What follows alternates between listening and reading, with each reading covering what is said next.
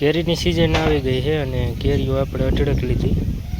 અત્યારે 12 માસમાં એક હોય એટલે આપણે લેવી પડે. હવે ભાવ જાજો છે પણ કેરીનો. બાકી જો ભાઈ અત્યારે બળદ હાંકીને આવ્યો, 11 જેવું થયું. વહેલો હોય જાય એટલે તડકો ન થાય ને, એટલે મમ્મી છોડી દીધા. એક મોટો બળદ વાંસલો મારે છે ભાઈને. તમને વિડીયોમાં કીધું હતું કે આપણે ખડેલીને આંખમાં પ્રોબ્લેમ છે, એટલે કમેન્ટ 2-3 ભાઈઓની આવી હતી. સેમ કમેન્ટ હતી કે સાકર પીસીને આંખમાં લગાવવું, એટલે આપણે નુસ્ખો અપનાવીએ છીએ. એટલે હવે ફેર પડવા માંડ્યો છે. અમે દવા એ કરી હતી ને આપણે, એટલે જો હવે બ્લેક દેખાવા માંડી છે. પહેલાં ફૂલ આમ વ્હાઈટ હતી ને એવી નથી.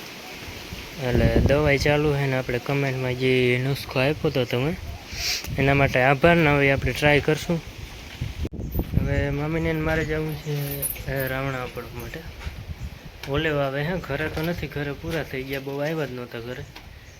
મોટા આપા આવ્યા એટલે એ જુનાગઢ લઈ જાય અને થોડાક ઘર હાટું. હવે છેલ્લા હે, પછી નથી.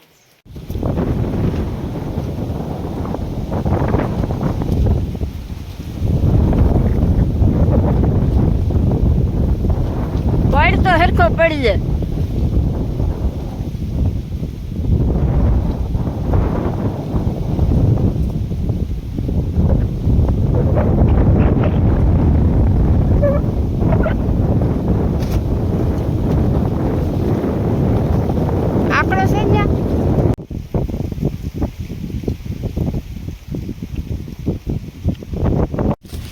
હું ઉપરથી ખેરતો હતો અને મમ્મી હેઠે બંગણ પાથરી ભર્યા. હવે રાવણા તમે લગભગ નહીં જોયા હોય. એની સાઈઝ જુઓ તમે, અને મીઠાઈ ગજબ છે. આ છેલ્લા રાવણા છે મિત્રો. હવે નથી, એક છબડું ભરા છે હજી. વાં ખેતરમાં પડ્યા. આજે આગળથી બધું ચોખ્ખું થઈ ગયું છે. વેરું હતી નાખી દીધી અંદર. હવે ઓપનરને ધોઈને બધું અંદર મૂકીએ છીએ. 4 વ્હીલ જરાક કાઢવી જોઈએ. ઓપનર રાખીને પાછી રાખી દઉં. ટ્રેક્ટરો અહીં રહી જાય બે.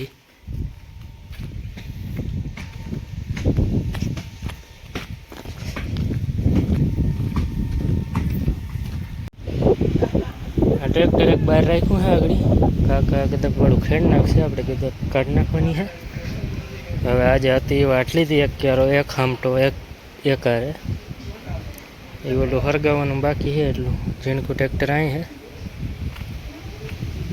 ને માંડવી જો હવે વધ પકડે. વરસાદ થાય ને એટલે તરત વધશે અને દેખાવે અલગ આવશે.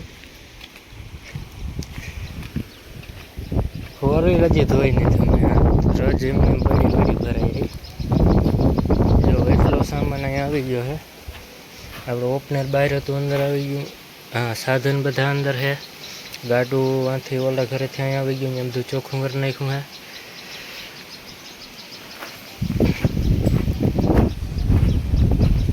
ને 4 વ્હીલ અહીં રાખી, કારણ કે અંદર ગોડાઉનમાં રાખીએ ને તો ત્યાં ઉંદેડા બગાડે છે, અંદર ગરી ગયા. અહીંયા ખુલ્લામાં હોય ને તો વાંધો નહીં, સાફ કરવી જોઈએ. આ પડી એટલી ધૂળ આવી ગઈ, કારણ કે લઈ જવાની અમારે ઓછી હોય. કાલે આમાં ટ્યુબ નાખી દીધું. ટાયરમાં ટ્યુબલેસ હોય ને એટલે હવા આવી જાય. એમાં નાખી દીધું. હજી એક ટાયરમાં આપણે નાખવું. હા, એટલે ઇમરજન્સીમાં ક્યાંય લઈ જવું હોય તો પ્રોબ્લેમ ના આવે કંઈ.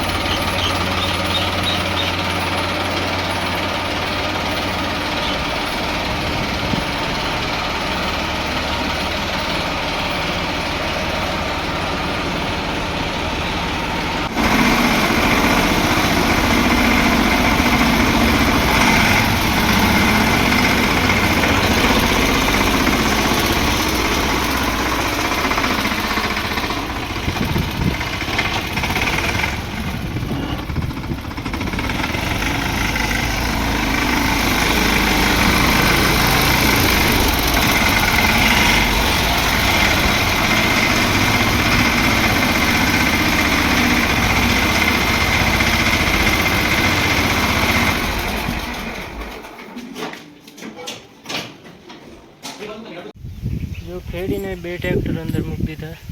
બધું હમું થઈ ગયું આજના દિવસે. હજી કામ છે ટ્રેક્ટરનું, રોટાવટા મારવું જોઈએ. જે આપણે અહીંયા ખરું છે ને, ખરું હું આપણે માંડવ્યું હતું ન્યાય દાંતી મારવાની જ છે.